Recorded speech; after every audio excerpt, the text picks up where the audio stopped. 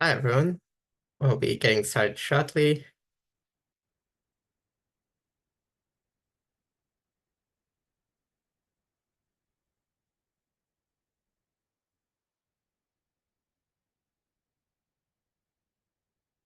All right. Hi everyone, and welcome to the second event in this Building World-Class Teams series on retention intervention. Now, before we kick off, I'd like to get a little bit of housekeeping out of the way first. This webinar is being recorded. Captions are available during this webinar. If you'd like to enable them, there should be an option on the bottom tab or in the menu by clicking the three dots icon. Chat is open, so feel free to talk to us or amongst yourselves and pop a hello if you'd like there. We are moderating it to keep this a safe space, and any inappropriate messages will be removed. If you have any questions for the panelists, make sure to drop it into the Q&A, which is next to chat. There'll be an opportunity for the panelists to answer your questions during the event, but feel free to drop a question at any time. But to kick us off, over to you, Melissa. Thanks so much, Adnan, and hello, everyone. Thank you so much for joining us today. For those that don't know us, we are the Honeycomb Works, and our mission is for everyone at work to feel like they belong and are free to invent.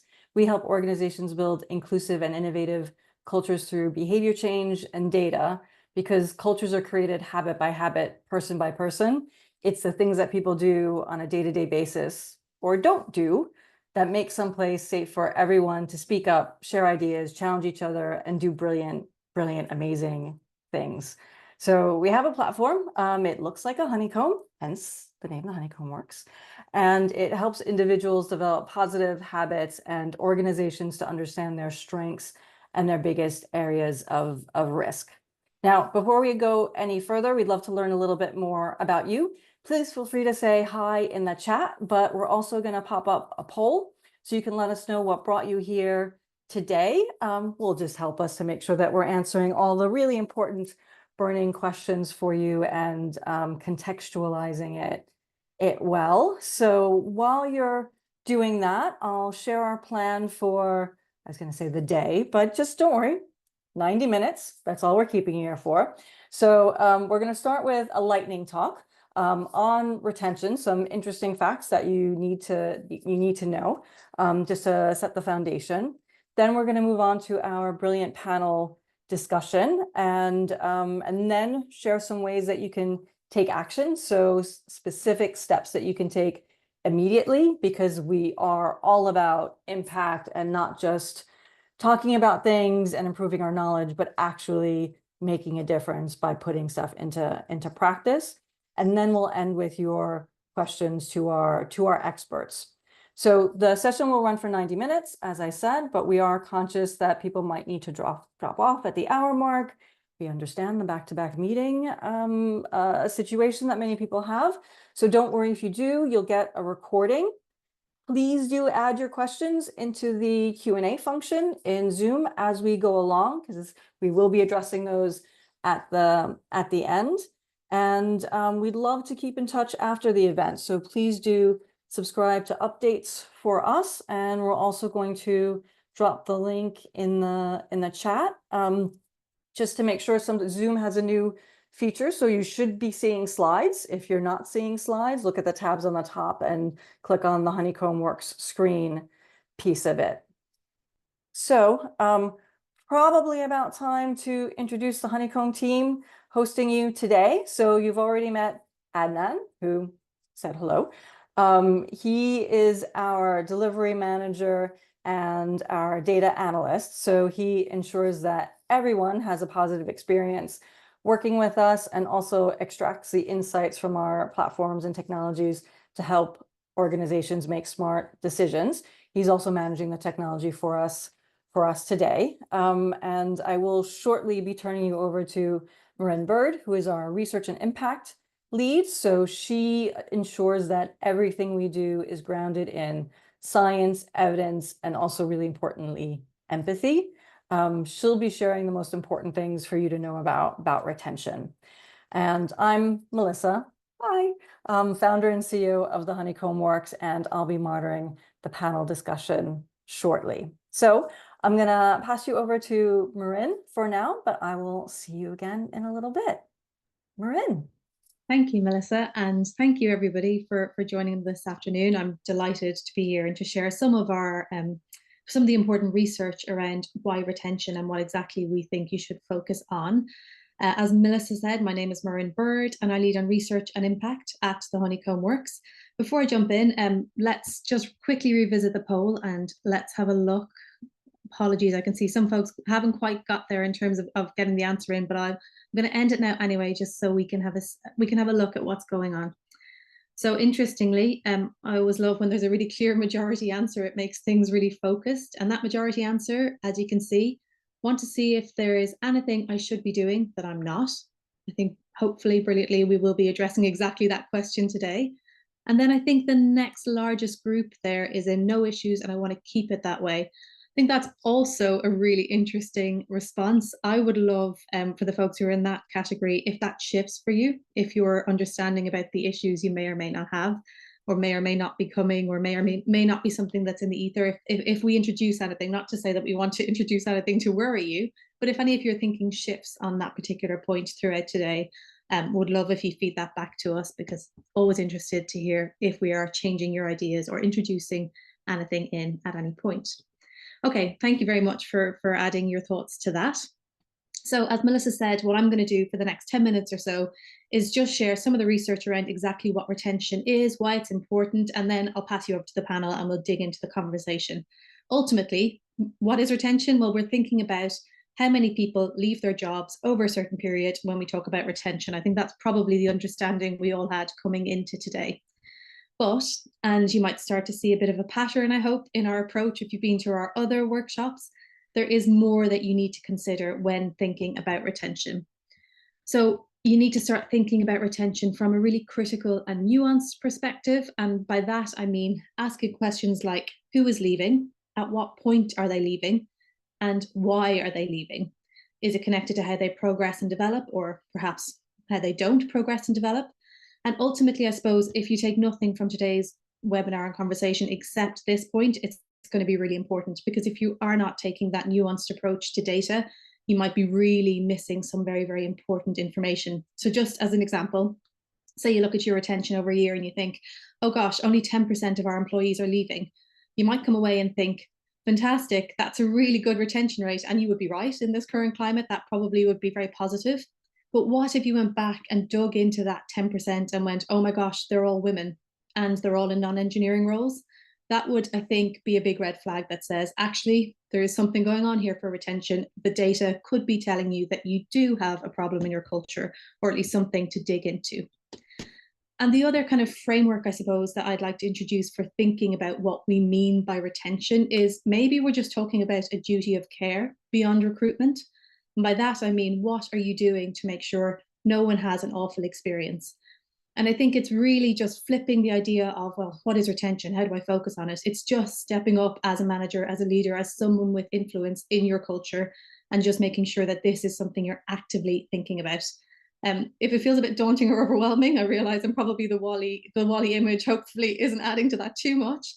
Please don't worry, because that's exactly what we're going to try and cover in today's webinar, and something we'd love to have continued conversations about.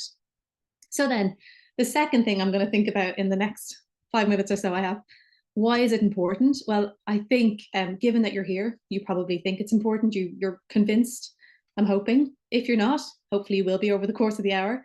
But equally, I always think it's helpful to share some of the stats and some of the research so you can share it with other people. It's a really effective way to gain support if you need to have those conversations. So please feel free, take a screenshot, take a snap, get in touch with us. I'm really happy to share any of this research as a follow-up. So the first kind of compelling piece of evidence, I think, is really around this huge figure of what it costs to replace an employee.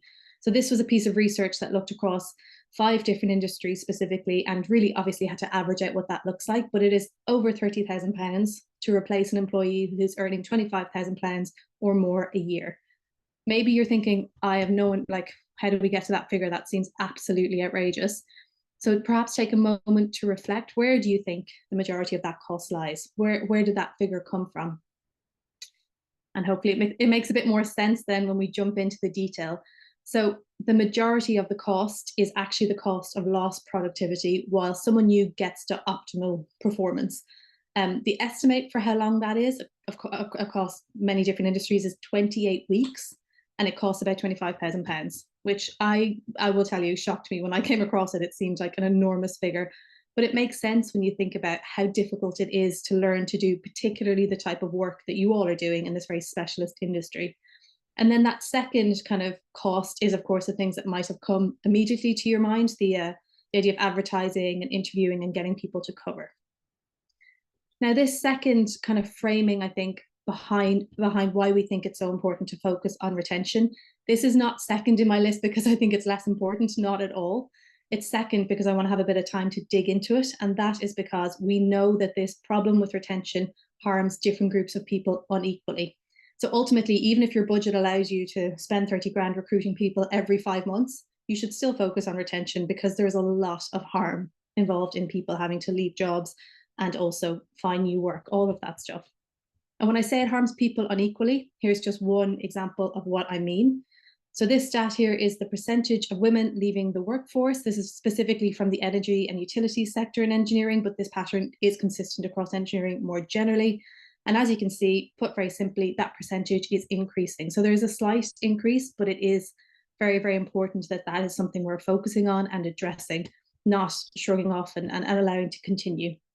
And then building out that picture of why women are leaving the workforce or what that means for engineering more generally, another piece of the picture.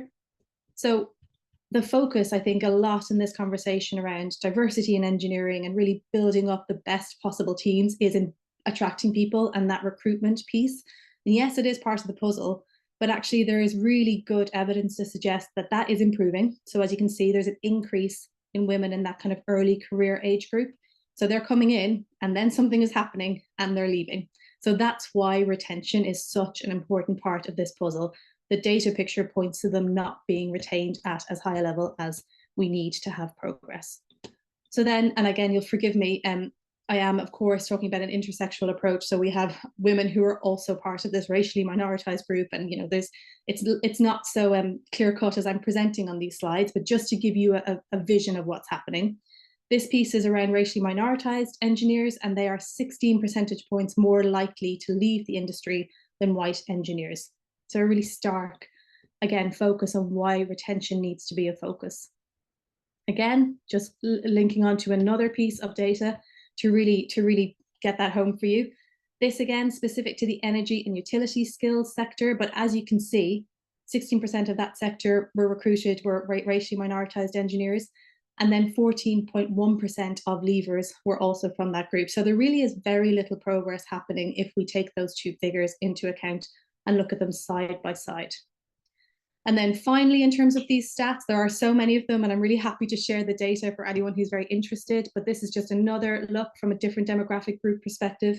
Disabled people account for 8.3% of the leavers in 2023, yet they only make up 4.3% of the overall sector, which as an aside is far, far lower than the percentage of the UK working population who are disabled, which is about 24%. So hugely underrepresented to begin, and then they're leaving at a much higher rate.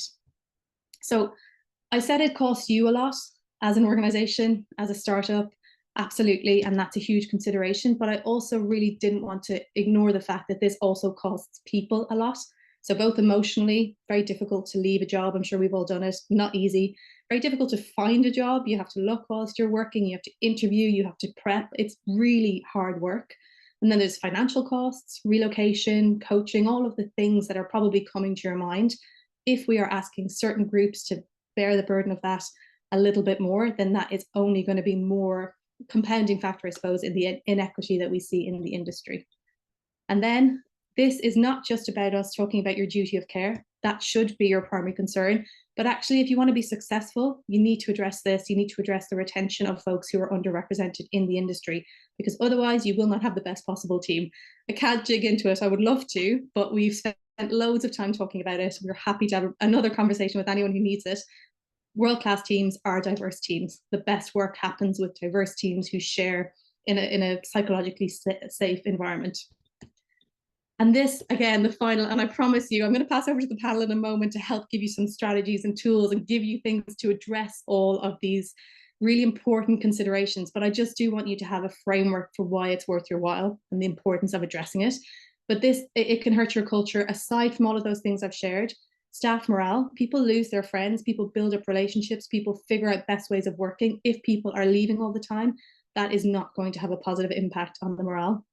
Psychological safety, again, that is so crucial to innovation, to the best possible work. It's the belief that you can make mistakes, they won't be held against you. You feel able to be creative and take risks.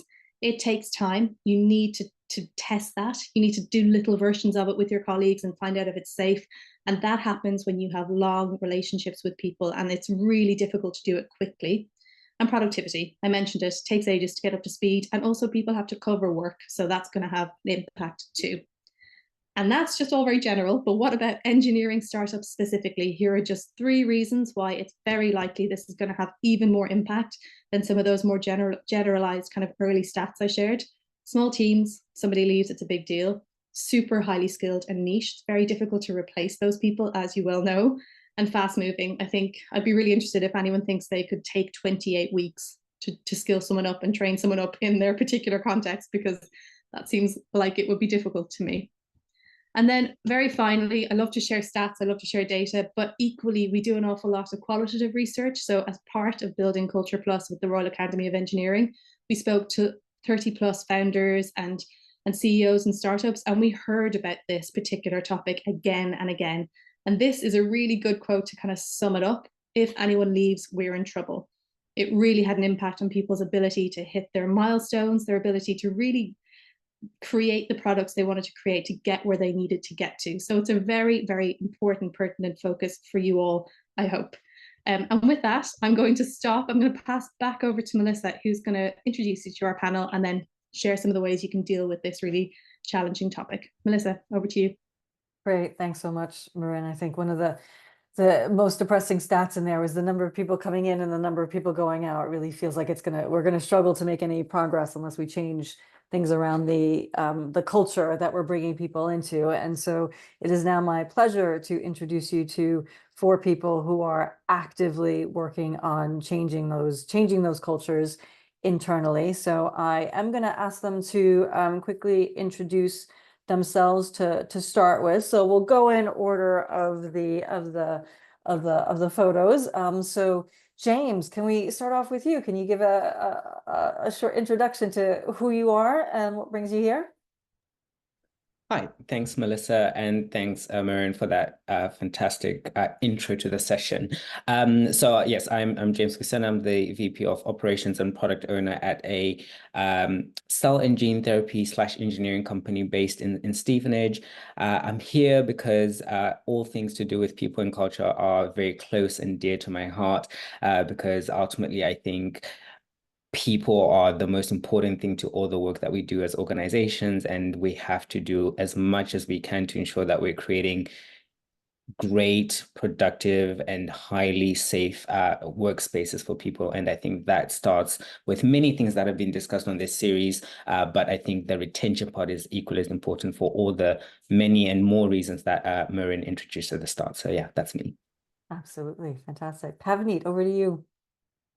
Thank you, Melissa. My name's Pavneet Khurana. I am an organizational psychologist and the co-founder of And For All. I work with startups and scale-ups on all things people, culture, and leadership, all through the lens of inclusion. At And For All, we assess inclusive cultures and help to plan your way forward.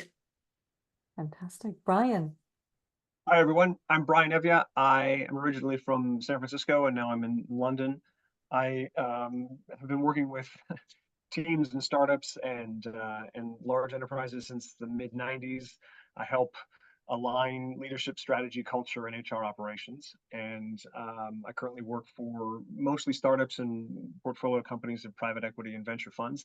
And I'm here because Melissa and I met in 2018 when I hired Honeycomb to help at a startup that really needed the help, and I became a true believer in the model and in the clarity of the connection between the research and action steps to help people, because everybody needs help. Thank you for that, Brian. And Sally, over to you. Yeah, hi Melissa, hi everybody. I'm Sally Kennard. I'm the People and Talent Lead at Pure Affinity. We are a startup that's been going for about 10 years, and we're about to grow from probably 20 last year to 40 this year, so doubling in size. So I've loved working for startups probably over the last 10 years, and I think one of the things I really enjoy is how every person that you hire can really enhance the culture and can really have an impact. And so creating environments where they feel that they can be heard and put ideas forward and innovate and really collaborate with one another is really, really important to me. And I'm very lucky that I work for a CEO who really is aligned to the same way of thinking and really cares about that inclusive culture. Fantastic. Thank you, Sally. And we're going to stay with you actually for our first question, which is around how do you actually understand your culture? And, you know, we know that, and interesting in the poll too, a lot of folks felt like, yeah, I think we're okay. But we want to make sure that we are doing the things that we need to do. How do you use data to figure out whether or not you are where you need to be? And tell us a little bit about that journey that you went on at Pure Affinity. Definitely. So I think if anyone had asked me in my first few months at Pure Affinity, you know, how would you talk about the culture? And I would have said 100% is very, very inclusive. And there's a real psychological safety where people can put those ideas forward. And, you know, and that comes from the top, you know, the leadership team really encourage that. And for me, it's probably an environment where I've felt the most I could be my real self, like authentic self, not work Sally and outsider Sally. So when you guys approached us about doing the belonging survey, you know, we were really excited to do that and kind of really understand the temperature and feelings of people within the team. And I think it's quite important to have that anonymous survey to allow people to really be as open and honest as they can be. So we ran the survey. It was very easy to run. So thank you, Adnan, for supporting me with that. And when we got the results through, it focuses on things around, you know, sense of belonging, embracing failures, you know, feeling psychologically safe. So overall, it was the results were positive, but there were across the board in most of the areas, they're between 4 to 13% of people who didn't necessarily feel that way, you know, which I was saddened by, because you want people to be able to feel like they belong at work and they can put ideas forward. So my first thought was sadness, actually, you know, because that's not the culture that we were hoping to create. And wanted to see what we could do to make a difference. So we, in you know, being transparent, we talked through the results with the company-wide, with the whole organization, and broke everybody out into smaller groups to talk about what they think that we're doing well, because there are still definitely things we should continue doing. So what we're doing well, if there's anything we should start doing, and also if there's anything we should stop doing. And kind of through that, I think some of the key things we're looking at is just making sure it's really important, like in meetings, that everybody has an opportunity to talk and things like that. But actually digging a bit deeper into that, what we realized is some people don't think in a way where they're able to just come up with ideas on the spot and things. So making sure we're sharing agendas ahead of time, giving people that time to be able to think so that they can put ideas forward. And our hope will always be that they can speak up in those meetings and do that, but also giving them that opportunity to be able to put ideas forward beforehand. And yeah, so I think that's kind of just one of the things that we looked at that I think really helped. I actually was talking to James, one of the other panelists, the other day about the Honeycomb app, and he was talking about how important it is to have that strong feedback culture. So we came away from that and instantly started planning to do some training around giving and receiving constructive feedback. Because again, you know, it's something that's going to be really, really important. You know, sometimes giving feedback, it's better you know, it's to give good constructive feedback is the kind thing to do, not necessarily the nice thing to do. And you want to be kind and help people to learn and to grow and to learn from mistakes and things like that. So these are definitely some of the things that we've done and we will continue to do, because it was really easy for me to say, yeah, we have this great culture, and people were talking to us and sharing with us lots of great things, you know, because I'm always asking how people are doing. I can't help it. It's part, you know, it's just part of my nature. But having different ways for people to be able to share their thoughts in an anonymous way or in person, or, you know, yeah, through different surveys, I think is really important. So this is definitely something we'll continue to build on. We're building our own engagement survey, which won't just focus on belonging and inclusion, but we will be looking to run this every year. It's been really valuable for us. Definitely learned a lot from it. Yeah, absolutely. And I think you raise a really important point there that, you know, if you're a small organization, you might percentage-wise score quite high, but that still means if it's not 100%, a few people in your organization are having a bad experience. And then as you expand and grow, that number is just going to multiply. And so how do you make sure that you're addressing that early on, having those conversations and then making that into the culture so that it's there as you grow? Pavneet, I want to come over to you because, you know, we did hear a lot of depressing statistics in the previous in Marin's talk, and I know you've done research on this and talked to the folks who are leaving and why they're leaving. So it would be great to hear what do we do about it? So how do we make sure that we are creating cultures that, which is kind of a big question, isn't it? But yeah. The data is so enlightening, isn't it? And we don't always explore why. We look at the outcomes, but not understand the reasoning. I did some research a few years back exploring women's transition into entrepreneurship to understand the motivations behind why they were leaving their jobs to start their own business. And I was expecting to see all these people telling me these big goals, saying, I've always wanted to run my own business. I've always wanted to be an entrepreneur. I've always wanted to do this. But not one person said that to me. All I heard was, I had no other choice. I had to step away. I had to leave. And so what we explored was that they were leaving, the stats really relate to what Marin was sharing, but the rationale was quite common amongst these women. Their lack of flexibility, especially concerning motherhood, meant that they couldn't really progress in their careers as much as they wanted to. They were experiencing discrimination. Marin mentioned some stats around racially minoritized groups being more highly likely to leave. That was really common within the data too. And high pressured environments leading to burnout. Organizations didn't have the capability to support women through various different experiences. And so understanding why and seeing those trends was really not surprising, but still illuminating in helping businesses to understand what they need to do about it. And so all businesses are unique, obviously, and the triggers for why people might leave may be different. But firstly, understanding those trends, what's flexibility look like? What is there any harmful behavior that may be causing people to exit? What are the things that people need within the organization to be able to thrive? So in answer to your question of what we can do about it, we need to take the proactive steps to understand what those potential trigger points are and start to unpick where those barriers might lie. Understand what people need to be healthy, be happy, to enable to work well, and design for that. And it's really linked into Sally's point, treat everything as a research project in order to understand the rationale and the reasoning in order to design the solution. So I would definitely, in terms of what to do next, definitely advise what Sally has just done within the organization and looking at what are the reasons why people are leaving, or what are the barriers to that they may perceive to them staying long term.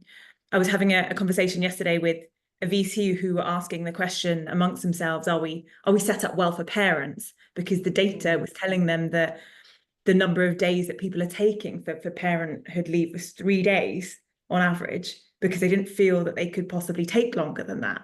And it seems outrageous, Wow. but it was a cultural norm.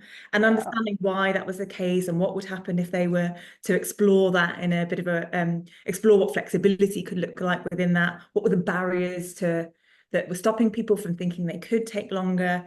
I mean, I could talk about that all day, but something like that isn't just a redesign of a policy. There needs to be a bigger mindset shift amongst the organization around why we want to create a fair and supportive policy or practice, and understand what impact that could have on the ability for the individuals to thrive within the organization. So most crucially, one thing I would say would be work with the team to design the solutions.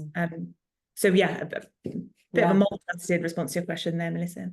Yeah, well, I mean, it wasn't going to have a simple answer, was it? But yeah, no, I mean, I think that the point around, like, you could have the most brilliant policies in the world, but if people still feel the pressure or the guilt or whatever it is to come back right away, it doesn't matter that you have a very generous policy. So policies only go so far when faced with culture and expectations.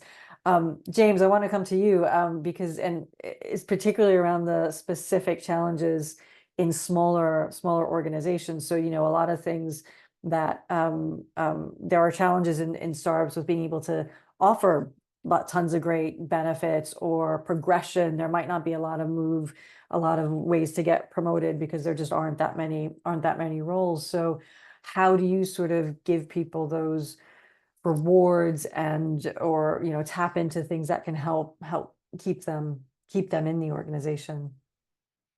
Yeah, I think it's funny because when you think about it, I think it goes beyond just the monetary side of things, I think, for me at least, because I think most people can never be paid enough, or at least what they think they're worth, and we could argue about, people who are on extremely high salaries in certain big tech companies in Silicon Valley, etc.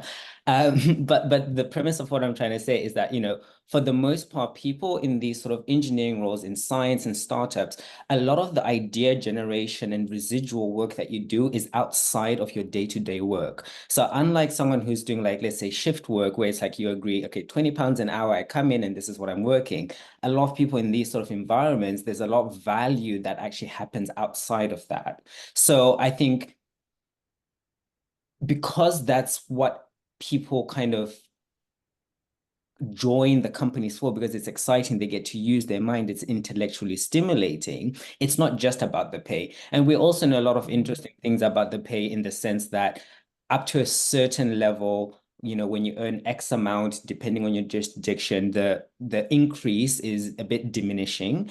We also know that the happiest that the person is when they hear about a pay rise is the day it's confirmed, not even the day it goes into their bank account, because at that point it's old news.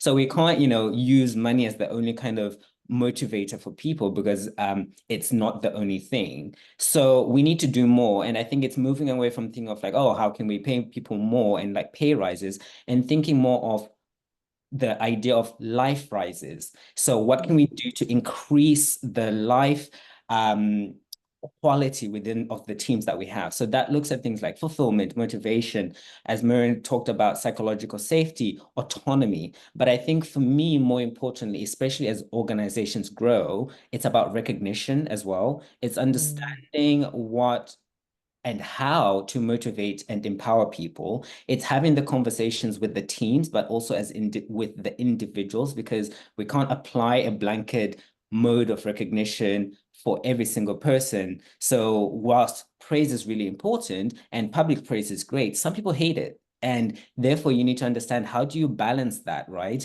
Because some people do want the public praise, some people don't. And I think when you're more meaningful and targeted with your approach to things, it becomes a lot more powerful. So, avoid just taking everyone for lunch or giving, a £50 voucher to Amazon, because those are very impersonal things. And what will happen? People will sit at the cooler and be like, oh my God, is that what they think we're worth? Just like £50, I could have done that myself, right?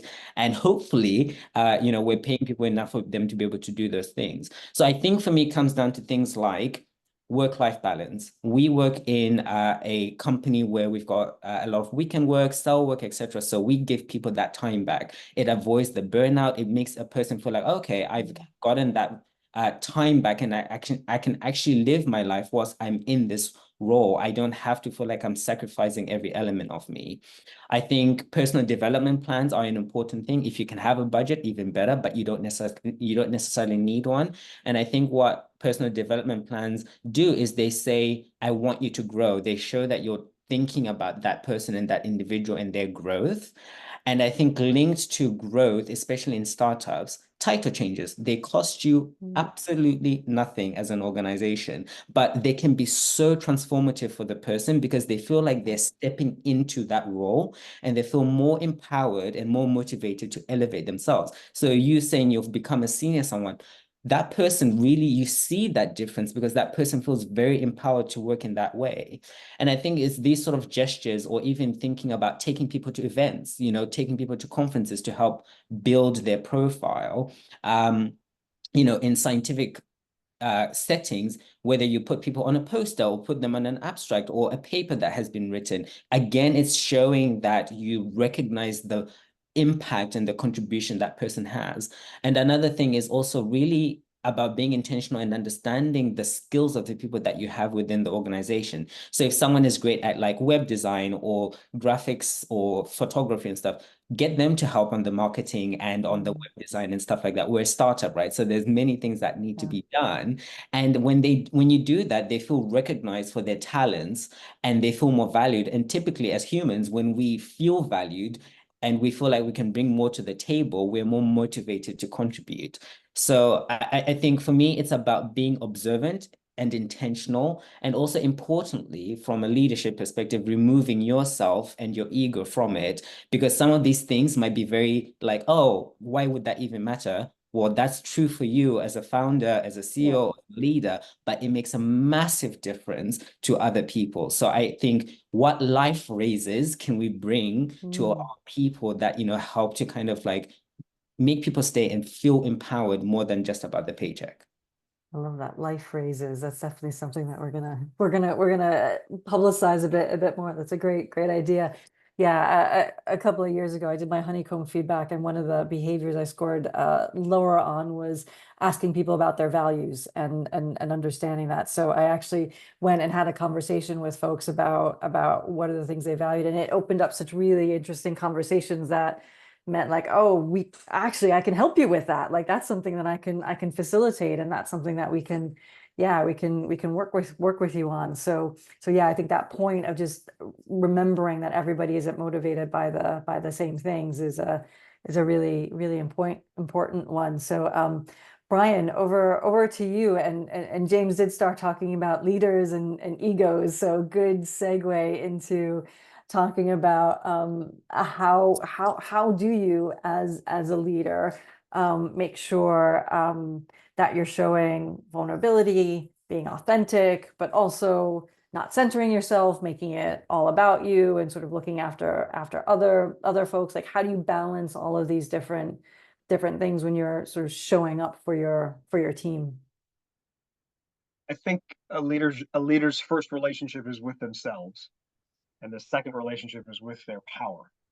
And when you have really excellent leadership, those things are more or less aligned. And when you have really bad leadership or poor leadership, those things are misaligned. Obviously, if you have toxic leadership, it's way off the charts. If you're dealing with a narcissist or something, this doesn't apply. But I think the real difference between leaders who are comfortable and prepared and can move through these challenges is that they focus on their own relationship, which is their own character, and they also really focus on the power that they wield and their responsibility and their accountability and their obligations to the teams. And the more those two things are aligned, and it doesn't mean it's 10 out of 10 all the time, and it doesn't mean it's all the way together all the time, but the more those two things are the focus of a leader's personal journey, the better the possible outcomes will be. And most leaders who we think of as bad leaders or poor leaders are, I feel, uncomfortable or incapable of dealing with that balance. They don't want to look internally. They don't want to that own self-development, and they're not able to deal with the power that they wield, because they've got to do both simultaneously. And this is a pretty difficult thing. I mean, being human and figuring out who you are is challenging enough without having all of this other responsibility for these other lives. So the best leadership quote I know is from Warren Bennis, who said, "Becoming a leader is synonymous with becoming yourself. First and foremost, it's precisely that easy and that difficult. First and foremost, find out what it is you are about and be that. What it is you are about and be that." And so that's this process of becoming. And that means leaders really want to have the proper focus. What do they have to do? They've got to investigate it. They've got to become a student of leadership. They have to get some help, and they've got to practice, and they've got to practice some of these things away from others, because the last thing you want to do as someone with leadership or management responsibility is to take your own sense of, I really don't know what's going on, and dump that on the people who are looking to you for some sense of direction. So that's what authenticity actually is to be your own author. And if you go away and do some work off stage and you figure out how it is you want to behave and how it is you want to show up to lead, you bring that on stage, and there's a greater possibility of that alignment between yourself and your power. Yeah. So it's not just about sharing absolutely everything that you're thinking at all times. It does require a bit of thinking and preparation so that you're expressing that in a way that is actually going to be useful and helpful to your team while still being true and honest. Yes. Yeah. So shifting from leaders to managers a bit, James, wanted to come back to you to talk about that management experience, because another thing that we see often in startups and scale-ups is folks who were not managers, were peers, and maybe in a sort of more casual kind of environment, then all of a sudden being put into this management position and being faced with either, how do I sort of navigate that shift in my relationship with the folks who used to be my peers and potentially also my good friends? Yes. Yeah. No, yeah, I think that the startup world especially is very dynamic, and things can literally change overnight, sometimes over an hour. And, you know, it might be the fact that you've gotten more funding, you may have more joiners, or there's an organizational change that means that, you know, you have to have yourself or other people step into a new role. And that's often because of the dynamic, fast-paced nature that was introduced at the beginning by Miriam. Something that happens typically without a lot of training or preparation. And, you know, the idea is, you know, we're a startup, we just get things done. And that is a bit of an issue at this point when we're talking about people, because now we're dealing with and impacting on people. So the very nature of the relationships that we have end up having to go through some sort of like change. And I really echo what Brian was saying. I think firstly, it's about self-awareness. It's understanding who you are and how you want to be as a manager or as a leader, understanding the sort of boundaries that you now need to put in place because you're now privy to different information and all these sort of things. And you need to think about how you're going to conduct yourself and what is your authentic self in this new role that you find yourself in.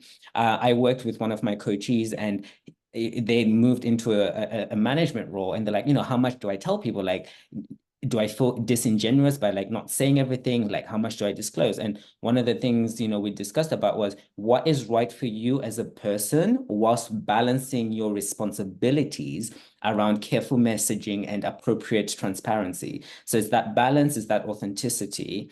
And for me personally, when anyone joins my team, I actually send them a little manifesto that I've written that's called James as a Leader. So they understand who I am as a person. It means that hopefully we're aligned. It's transparency and also accountability so that they understand, you know, they can hold me accountable for what I say I'm going to do. So I think those are really important things. And I think the other thing is bringing others on board to the journey and being like, look, I'm going through this journey, like bear with me whilst I'm going through this. I may make some mistakes. Please give me some feedback as to kind of how I'm doing and really adjusting. Am I being too distant? You know, have I changed too much? And, you know, we've talked about it a lot, but I think feedback is so important, both the feedback you can have in person, but also, you know, the Honeycomb works. There's the Culture Plus platform. One of the cells that you know we use is the inclusive leadership cell. So that's a really good way of kind of having that barometer to understand, you know, how am I actually doing within this metric, and really understanding, you know, what are people thinking, more than what they may say to you verbally, right? Because we know sometimes that there can be a bit of a difference. And I'll just put in a little personal anecdote, which is when I joined the company, and we started to grow, the first person that I hired, for the first almost year, we were side by side in the lab. We would talk about everything and anything. And then when other people came in, there had to be that rebalancing, because I needed to be careful to make sure that other people don't feel left out, or that there's this automatic favoritism for that person, but also that they didn't feel like they'd been neglected or othered. So it's not easy, and it's constantly adjusting. And I think that's the thing about talent and leadership and all of it. It's not easy, but it is really important work. And I think there is a duty of care as well as an organization to make sure that we're supporting, mentoring, coaching people through these transitions. And also importantly, being patient. It's hard. It's the first time people are doing these sort of things. And we really have to be empathetic and compassionate when we're dealing with people, and, we're helping to support them through all of this. So yeah, I think it's an exciting journey for the person, but yeah, there's a lot of support that's required for them as well. Yeah, absolutely. That's a really great points in there in terms of like, we see in a lot of the startups and scale ups, that initial sort of group is really tight and core, and then you have more people coming in, and it's sort of hard for them to feel like they're part of the team, and there forms this sort of us and them. So it's a really interesting sort of dynamic when you're growing at that rate. And actually, it's a really good segue to talk about taking action. Do have a bunch more questions for Sally, Brian, and Pavneet. So we're going to come back to those after we check in with Marin with some tips on how to take action. And also we will come back to your questions as well. So do feel free to put them in the Q&A function using the platform. But for now, I'm going to turn over to Marin to share some tips on what you can do to take action, and then we'll be back with a panel. Marin. Great, thank you, Melissa, and thank you to the brilliant panel. I think everything I'm about to share is just going to build on those thoughts and experiences that have been shared. So hopefully it'll be a nice way to pull it all together and give you some tangible actions to take and go away with. As always, we'll share the deck so you have it afterwards. So I think it was Pavneet that mentioned you need to look at the triggers. You need to find out exactly what's happening and really dig into the data and the evidence, a big theme underlying. And I think that in terms of deciding after today's webinar what you should do, I would absolutely advise that as a first step. What's the situation for you particularly? But looking at the data and the research more generally, there's a really fantastic piece of research from Gallup quite recently that looked at kind of the way we can theme the reasons people leave, the reasons people give for leaving their roles. And James is absolutely spot on. I would assume it was wages, having not looked too closely at it, and that actually it features, but it's not in that top kind of quadrant of why people leave. Everything that is in the top reasons can be grouped under engagement and culture, which is great. Okay, we've got some reasons, but I think the challenging piece of that is, what does that actually mean in terms of what you should do? What does people leave because of engagement and culture actually mean? So here I've said engagement equals managers. And by that, I mean, what you should do is focus on your manager behavior, because again, a further piece of research looked at how do we shift engagement? How do we shift how people feel and their experience at work? And 70% of the variance in team engagement can be accounted for by managers, by manager behavior. So when we talk about shifting engagement, the best place you can focus is on your managers. And what about culture? So this one is a little bit, it can be even more woolly and fluffy. And how do we get to grips with that? Well, that's actually what we do. We really believe that that's about how people are behaving. So your culture is ultimately the way people show up every day, what they do, what they don't do, the language they use, the decisions they make, the way they interact with their colleagues. So you focus on your engagement by focusing on managers, you focus on your culture by digging into how are people behaving and how do I expect them to behave.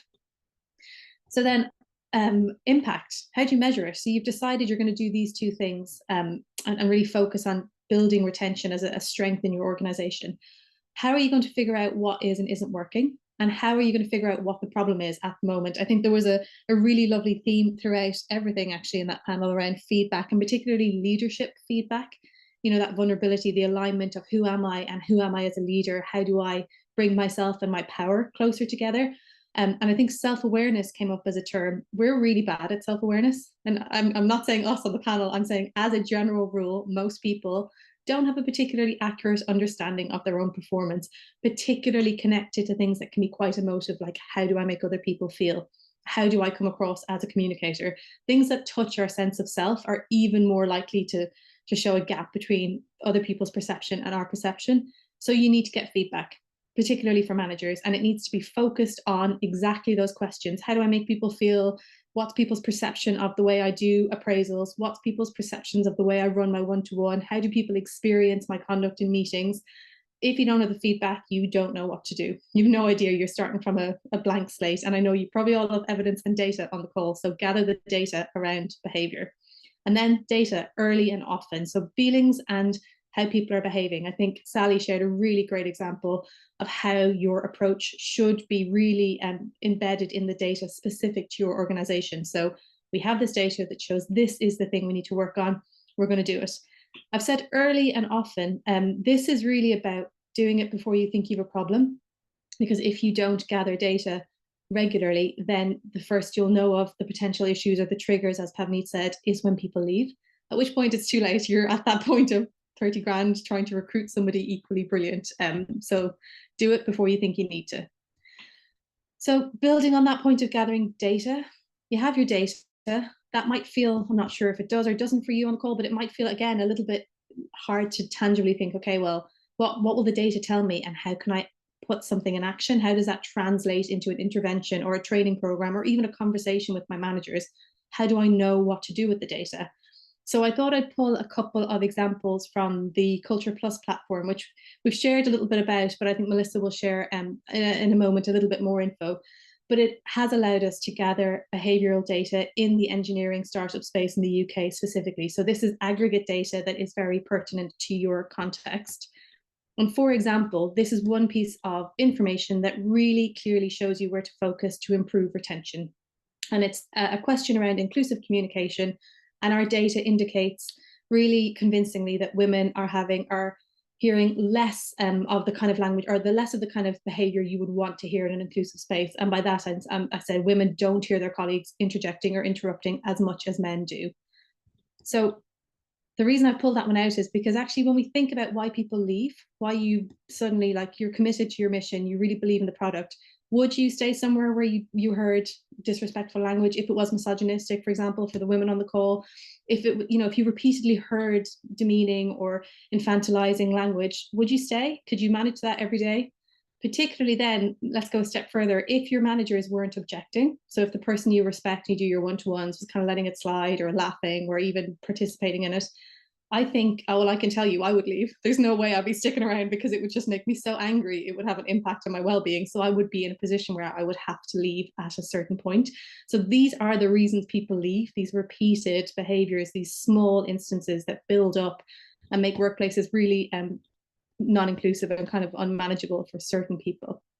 And then just another example on this slide. Now, I don't expect you to read all that information, please don't worry, but essentially I'm just flagging for you here feedback. It's a really clear theme in terms of what we need to focus on for retention. It is also, ironically, the behavior that has the lowest scores for this aggregate group of engineering startup and scale-ups. And by that, I mean, it's consistently the behavior that people are not doing as often as they should, asking for feedback.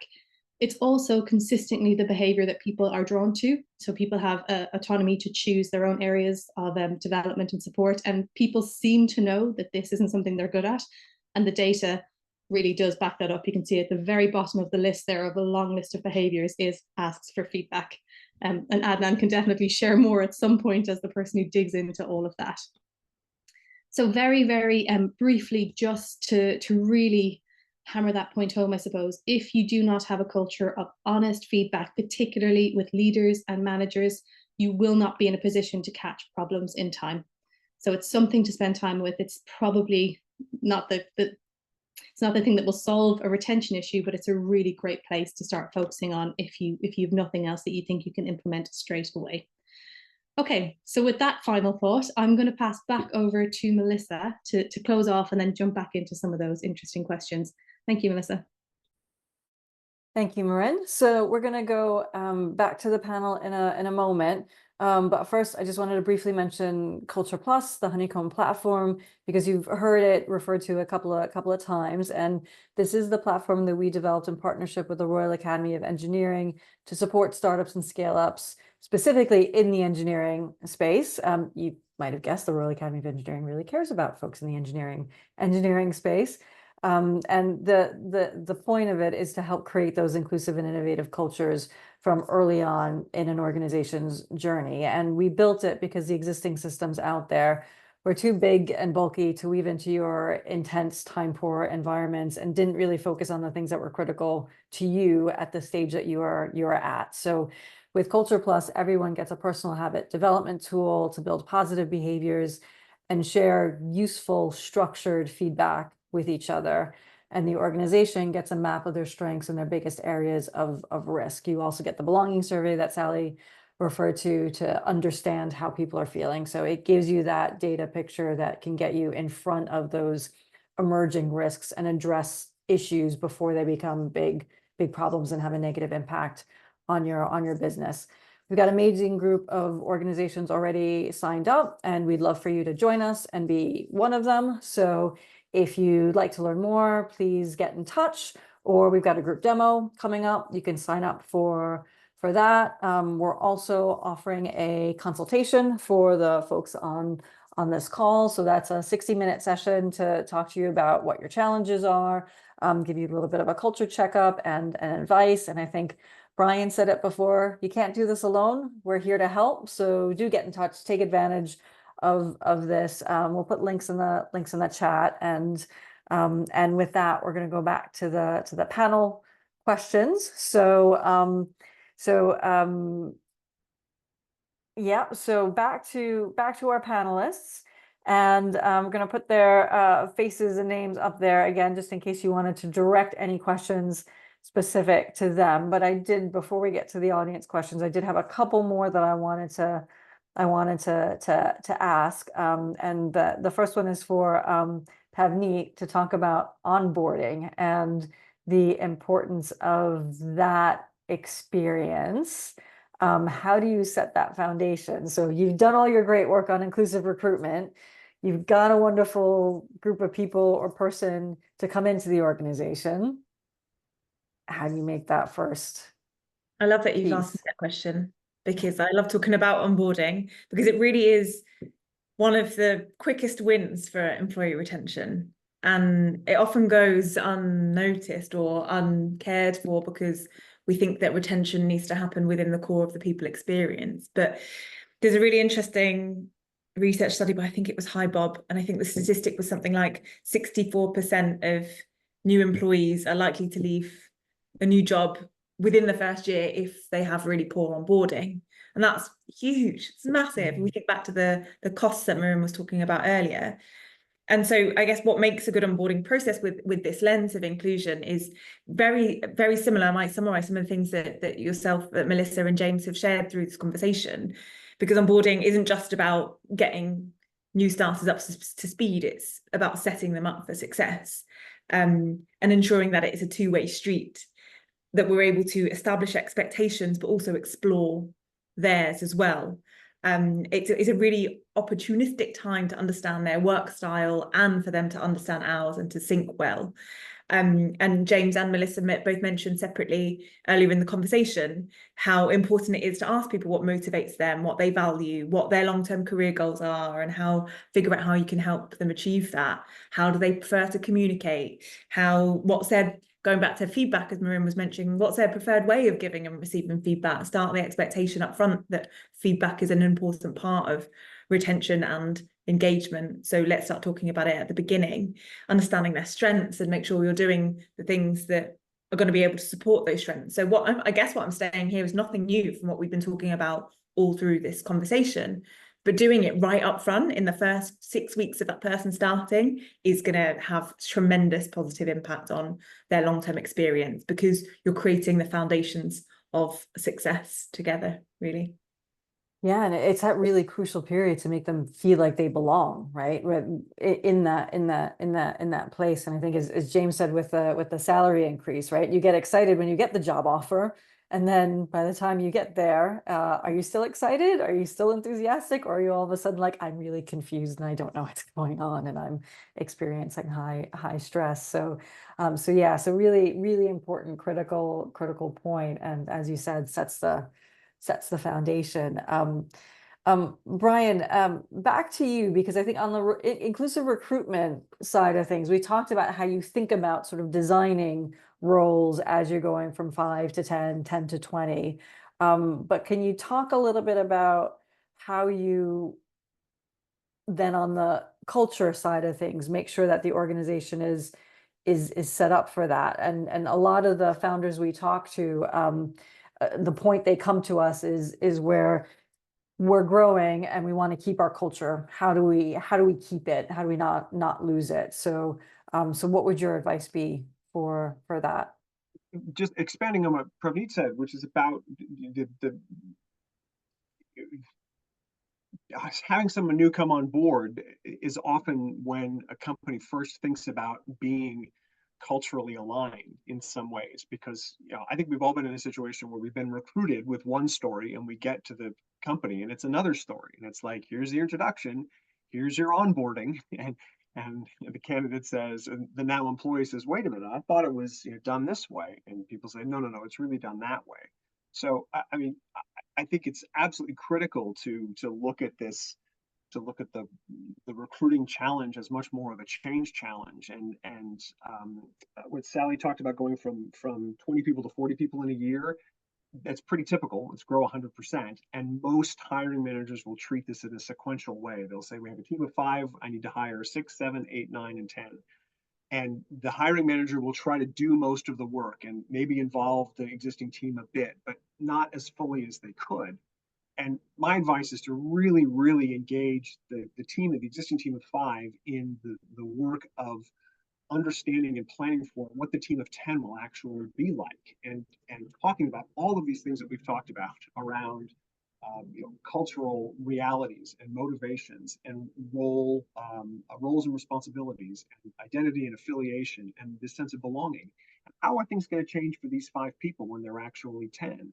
I think James was talking about when he was working side by side with people and it was just the 2 of them. And then you got person number 3 and person number 4 and person number 5. And it's always a re-reconciliation. So if you want cultural consistency, and there's that energy from the top saying, yes, we are going to be culturally consistent, involving as many people as possible in that for every time that there is a change event is the best way to be open about it. And I think you want to talk about making inclusive recruiting stick and diverse recruiting stick, that's the way to do it.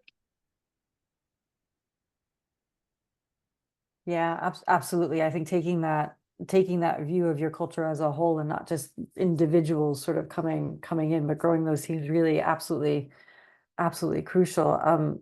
Sally, I want to come back to you and to think about how do we, a lot of times organizations, founders, leaders, HR folks, talent folks will think about inclusion as this sort of separate, siloed thing that they have to do, that they have to work on. How do we shift that into thinking about it woven through everything, so not as an extra thing on top of all of our other work that we have to do?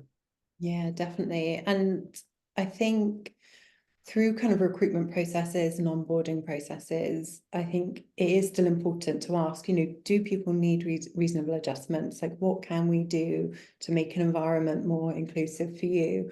But I think with that, it's designing our recruitment processes and designing our onboarding processes and our performance management processes with inclusivity in mind.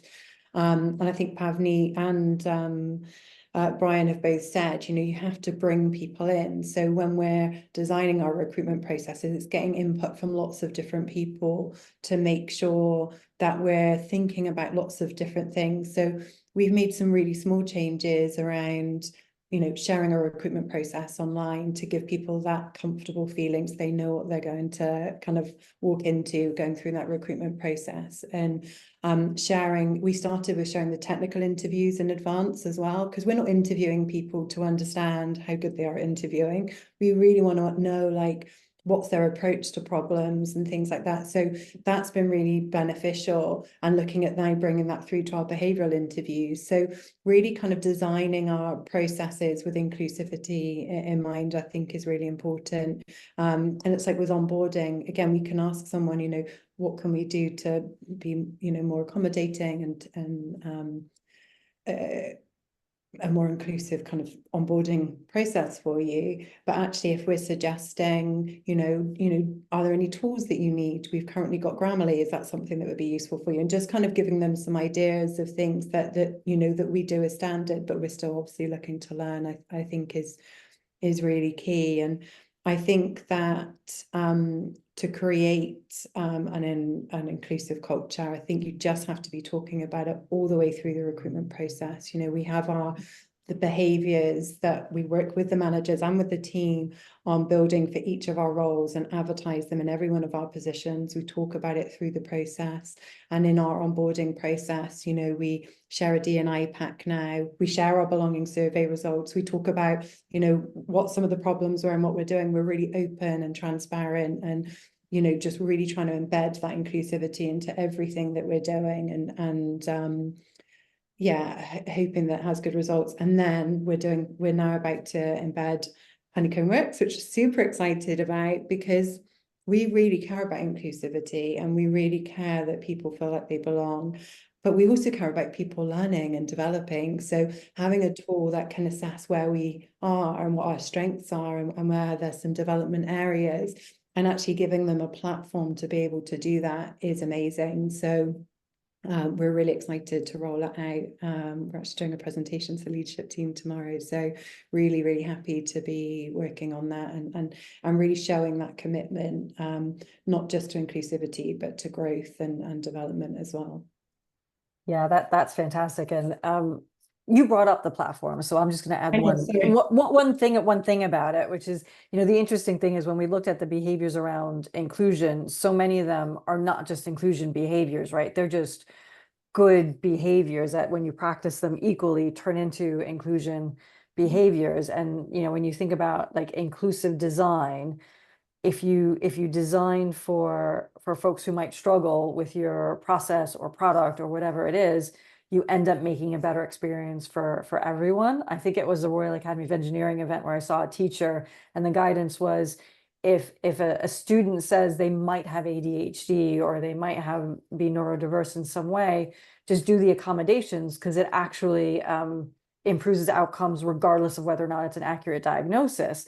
And I'm sitting there like, why are you waiting for somebody to say, I think I might have it? Then why don't we just design everything that way if it improves outcomes for everyone? And I think you alluded to earlier the ways that you're changing your meeting practices and things like that. So yeah, I think that when you think about these things and weaving them through, it doesn't just become about diversity. It just becomes about ways of creating great cultures where great things happen. And when you look at the research around what creates an innovative culture, what creates an inclusive culture, the Venn diagram is a circle. So that's the good news, is that you can develop these things and just improve everything as you're improving inclusion and belonging. So yeah, something that I do care a bit about. So I'm going to stop talking about that now. And actually, we're going to go to the audience Q&A. I see a couple of things have come into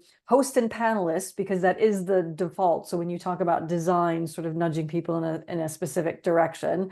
So if folks do want to pop stuff into the Q&A, please feel free. But the first question that we have is, people love to hear about people's mistakes. Where do people get it wrong? And I think, and in particular for first-time founders, potentially we have some first-time founders on the call, but what are some of the common mistakes they make? And if anybody wants to jump in on that one first, I think it's open to the entire panel.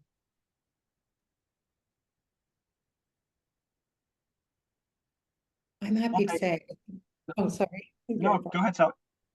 I was just going to say hiring too fast, waiting too late before realizing that you need a role, not kind of planning ahead, and hiring too fast. And then that has that knock-on effect to the overall culture, particularly when you're small, it can have such a big impact bringing the wrong person in. So if you leave it too late and you have to make a quick decision, I would say that's definitely one thing. So being more proactive about looking ahead to see where you're going to need help and support so that you don't need to hire somebody immediately and you can take the time to find the right person. Yeah. Brian, you had something you wanted to share? In the context of retention, I think either first-time founders or first-time leaders and managers, or those who just don't have much experience, fail to recognize the things that James was talking about in terms of what's actual recognition and what are real motivators and what are the things beyond the tangible rewards that matter to people. And most people want to be involved in organizations that are trying to solve complicated problems, trying to do big things. They want to be in an environment where they're learning. They want to be in an environment that's actually pushing them forward. They want their peers to be that. They want this energy. And it's funny, Melissa, you mentioned that you've got a client who said something about, we're afraid everyone's going to leave, I think. And I've got a client like that as well. And so there's an issue with the leader who just wants to put everyone in bubble wrap because they're afraid that if there's any upset, or there's any friction, or there's anything, and this leader feels, well, I can control the situation by just keeping everyone not safe and not coddled. It's not that pejorative, but just wanting to put them in bubble wrap. I mean, that was the term that was first introduced to me.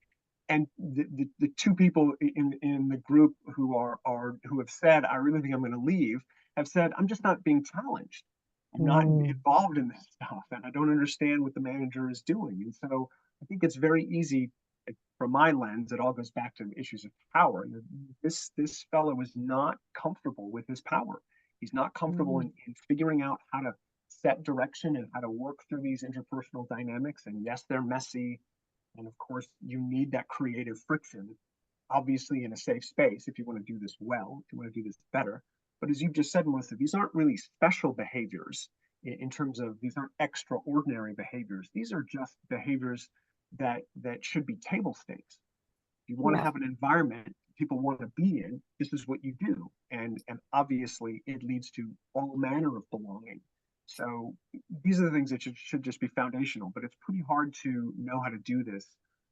My other theme is that everyone needs help. It's hard to know how to do this if you haven't done it before, you haven't had some role models. Yeah, absolutely. And I think that the specific quote, we heard it from a few people, but the specific quote was actually from somebody who was like, okay, so we've got guaranteed investment, but we have to hit milestones and we'll be fine as long as not a single person leaves the organization. So then it's, how do you then balance that, not wrapping people in bubble wrap, because obviously they're there to be challenged, and the milestones were achievable, but challenging.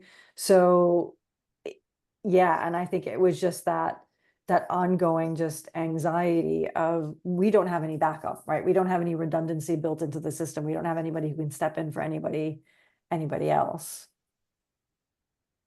That sounds like such a venture capital thing to do, is just to say, you have to keep the headcount at this number. And it's like, really? Does it matter? Anyway. Yeah. Miranda, I'm curious if you had a perspective on that one. Yeah, thanks, Melissa. So the question being, why do people get it wrong? And I think the thing that really comes through in the research and the conversations we've had with folks is that it's not intention. Like, people really do intend to create cultures where people want to stay, and for many reasons. We share the myriad of reasons why that's the case.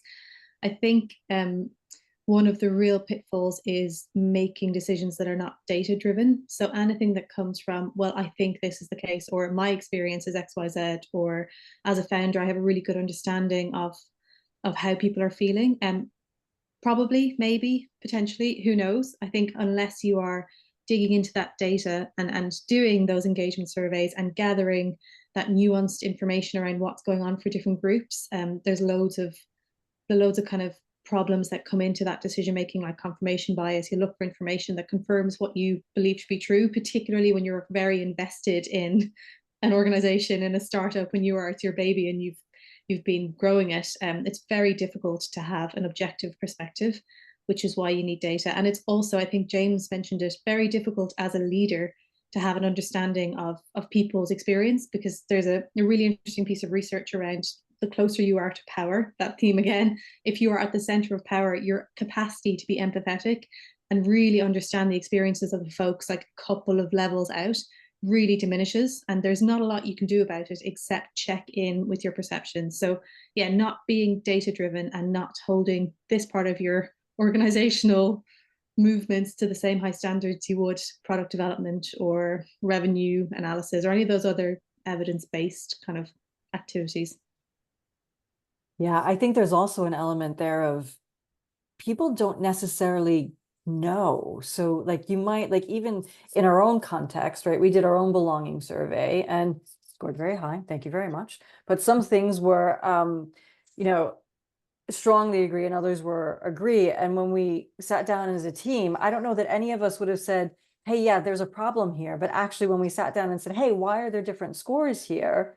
We had a really good, honest conversation about things that we needed to change and do differently. And even like I think about across all the startups and scale ups, we found consistently women scoring people lower on being open to, on people being open when they hear feedback that contradicts their point of view. So women weren't being listened to as much when they were challenging something. And the difference was something like 10%. And on an individual basis as a woman, I might not notice that, or I might not know that that isn't because, well, that idea wasn't that great or whatever reason, or well, Brian just doesn't get it. So that's, you know, but we know that in the aggregate, right, that will have a difference on whether or not people are feeling like they're being heard, their ideas are being followed up on. And then, you know, I just might feel like, you know what, I'm not thriving here. But if a leader asks me, is there anything wrong? I'm gonna be like, no, everything's fine. I might not know why, but I might not know that I don't feel like I'm thriving here. So I think that's the other really important thing about the data. And, you know, my background is product. You can't ask a direct question, right? Because people don't know the answer. So you have to really sort of dig in and understand and empathize and understand the nuance of what they're saying. And I think about the same thing in this work.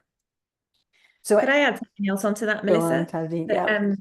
I know that obviously we're talking about retention through this whole thing as sort of something that is the end goal, but is it the end goal? Maybe controversially, do we want retention for the sake of retention, or do we want retention for specific reasons? And what Maureen said about accessing the data to understand what it is that we want as a result of retention is what we should be looking at. But if we've got sort of a very squiggly bell curve when it comes to performance, or when we have, as you say, like motivation pockets which are low within the organization, and actually based on our trajectory of growth, that's not something that we want to prioritize changing, then question if retention is the number one goal, or is there something beneath that? Yeah, and you know, and sometimes we can't support people in the growth that they want to grow in the direction they want to go in. And we had a brilliant delivery manager, and she wanted to develop her art career. I couldn't really help her. I mean, we did some interesting things, but there's a certain point at which she's gonna leave and go and get an artistic job. And I think there's a point of like, yeah, we want people to leave happy, and it's not necessarily healthy that people just hang on for dear life. And I think that piece too is also an important one. But you know, that sort of also gets back to that, I can't let anybody leave because I don't have them. But being proactive about planning, like, okay, so if somebody was going to leave, like, how would we actually fill that or cover that? I just wanted to check, Brian, I see you have something to say, but I just wanted to check in with James to see if there's anything you wanted to add to this piece. No, I mean, I echo everything that everyone said, and I think it's really that self-awareness piece is super important. And I think it comes down to really accepting that typically, if you are a founder or a leader in engineering or a tech company, your skills are probably more in the product development, the tech side, etc. So get the help, get the consultants, get the appropriate support to help you with this, because for some people it's natural, for some people it's not. So you might just not understand people's perspective, not because you're trying to just push it aside, but just because it doesn't resonate, and you need that support to help you understand why it's important and the value that it brings. And just being, I say this a lot, but yeah, removing that sense of ego. We don't know everything, and being accepting of assistance and support. Yeah, I think that's a great point. And one of the things I always say to people too is we need help, and we live and breathe this stuff, but we still need to do our our surveys. We still need to get our feedback, and every so often have somebody from the outside come and help us, because it's really hard to look at your own culture objectively, and especially as a founder. I think so much of you're so emotionally connected to it. She says, not from any personal experience whatsoever, but that it can be hard to sort of separate it from, like, what do you mean the thing that I lead isn't a happy, productive, innovative place? And that is not about me. It's not about me. It's not, well, to some degree it is, but there are things, it's not about who I am. It's might be about my behaviors, but yeah, I mean, I think you always need that sort of, whether it's via technology, surveys, data, brilliant HR consultants like the ones that we have on the call today, but like getting that sort of outside view, I think is a really important one. And Brian, I do think you had something that you wanted to. Just very quickly, I think that the greatest challenge with an organization that's growing quickly in terms of hiring is that the hiring activities themselves crowd out everything else. They drown out all of the oxygen in the organization when you're trying to hire 1, 2, 3, 4, 5 people a month, or even a week. And I've done this several times with several startups in Silicon Valley and in London, and there's just no other energy for any of this change trajectory, any of this self-reflection, any of this wondering what we're doing, talking about how do we properly onboard and train people and find out their motivations and build relationships. And so it's so important for small companies to have some reflection of the bigger picture here. And it doesn't mean you have to hire a chief organizational effectiveness officer. It just means you've got to get some perspective in to hold these mirrors up, so that you don't, as Sally said, you're hiring too fast. I mean, I was with a company and all of a sudden we were 350 people, and the CEO walked into my office one day and said, there are probably 150 people who shouldn't be here. And it wasn't out of any malice.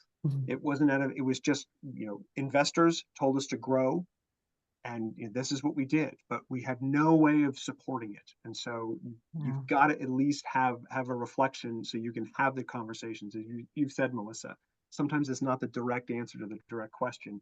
It's discovering the answers around the question. And to do that, you have to have these different points of view. That's it. Yeah, well, I mean, that brings us to, I think, another question that has come in, and is probably going to be our last question, and is related to that, which is, how do you find the time? So when you're a founder and you've got investors making demand, or you're seeking funding, and as everybody tells me, that is a full-time job in itself, takes you completely out of the business, or you're trying to cure cancer and democratize cellular technology for everyone, and clean up our water, save the world. Like, how do you actually find time to look at your culture? Sorry, I've very simplified the work that you've been doing, but like, how do you actually find the time? And I think as you're talking, if you wanted to share any final points and reflections on that, because we'll be wrapping up then after that question. Anybody want to add that? Yeah. Go ahead, James. Yeah, I'll say from my perspective, how you find the time, I think it's leveraging the people you have around you, and not making it something that you're trying to solve by yourself. And that can look like a myriad of different ways, but it's really, figuring out, how can I make this a shared vision of retention, of inclusivity, etc., within the organization. That way, it doesn't become a burden for just one person. And you know, we've said it many times, but it's also bringing in the tools, bringing in the support, the consultancy, etc. That also helps to make sure that you still have the capacity to do all the other things you need to do, but actually this still has the attention and care that it truly deserves, because I do believe it's so important to everything that we do, and in fact, it's at the core of everything that we do, in my opinion.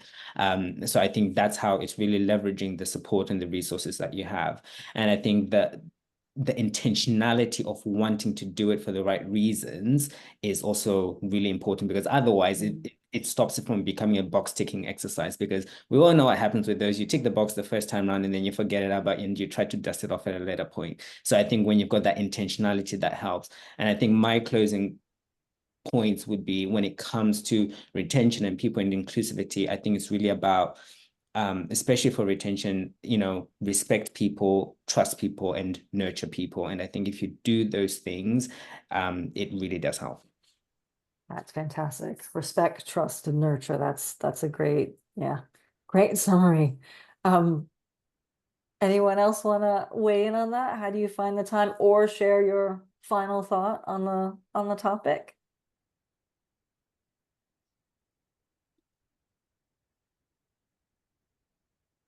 I think my final thought is what James shared over life rises. Don't forget that. Life rises over pay rises. If you take anything away from today, make it that comment. Yeah, Great tagline. absolutely. Yeah, love that. And also your manifesto. Sorry, James, just taking all of your points. I love that I've got these actions to go away with myself. That's why these events are so good. But I love that. I know there's something out there, it's like the manual of me, and I think that's a really good idea. So definitely something I'm going to go and look into a little bit further. Yeah, we might have to do an infographic of James's top tips, I think, as a follow-up. But yeah, that's great. One thought just to add, the from Sally, gathering also from the panel, I think that idea of building this into your structures and processes, so it's not something you're having to redo every time, it's the way things are done, and it's the habit formation of, particularly the opportunity when you're a startup, you're building from scratch, you have that brilliant opportunity, so just prioritize it in everything you do, and then it's not something you find time for, it's just the way you do things as a standard approach. So that one's from Sally, I think, the structures and processes piece. I think it's like, if you don't take the time to rest, you know, your body will decide when. And it's the same thing. If you don't take the time to do this, you'll have the repercussions of people leaving and having cultural issues and things like that. So it's definitely worth embedding in. All right. Fantastic. Well, we are just about at time. So I'm going to say huge thanks to James, Pavneet, Brian, and Sally for your time, your insights. Also big thanks to Marin and Adnan for your insights and depressing stats, but then also really helpful tips on things to do, and Adnan for your wonderful moderation and support on the platform. And of course, to all of our attendees, thank you for spending some time with us, and also to prioritize thinking about culture in the face of all your other demanding priorities. Much appreciated. Don't forget to book in your free culture consultation. As you've heard, you can't do it alone, and we are here to help. This is free, no obligation, and it is a discussion about what's going on in your organization with recommendations that aren't all Adopt Culture Plus. Our next event is actually in September, so we will see you after the summer, which seems to have come back here in the UK, in London at least, which is fantastic. So we'll see you then. If you're subscribed, don't worry, we'll send you all the information on that. If you have not subscribed, well, I don't know what to tell you. So why don't you subscribe? But thank you again. We do hope that you will stay in touch.